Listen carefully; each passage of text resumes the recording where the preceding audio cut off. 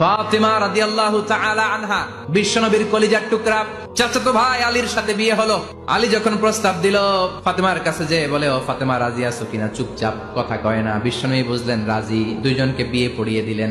বিয়ে পড়িয়ে দুইজনকে দাঁড় করিয়ে দিয়ে বিশ্বনবী ওযু করলেন। ওযু করার পরে সামান্য কিছু ওযুর পানি ছিল, আলীর মাথার মধ্যে ছিটিয়ে দিলেন, বরকতের পানি। ওযু করে সাইয়েদনা আলীর মাথার মধ্যে ছিটিয়ে দিলেন আর দোয়া করে দিলেন, আল্লাহ তোমাদের দুইজনকে বরকত দিয়ে দাম্পত্য জীবন শুরু করার তৌফিক দান করুক।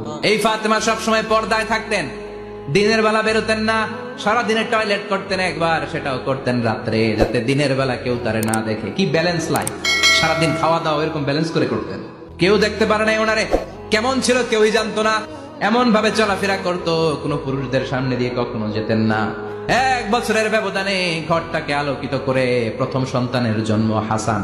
বিশ্বনবী ফাতেমার ঘরে এসে বলতেন, আইনাল লুকা, পিচ্ছিটা কই রে? আমার হাসান কই, আমার নানা ভাই কই? আর বিশ্বনবীর আওয়াজ শুনলে হাসান এসে বিশ্বনবীর কাঁধে।